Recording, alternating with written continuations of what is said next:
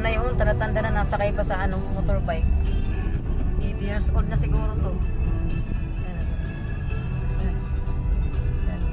Hindi ko maano nang masyado kasi na mabilis magpaandar to isa. Ang cute. Ala, hawak nanay, hawak. Hawak good, hawak good, hawak. Ayan o. Mga 80 or mga 90 years old, mga something like that. Mangyan. Paluoy man.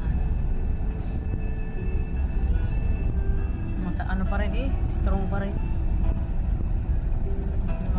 Gusto makita yung mukha ni nanay kasi nakukyutan ako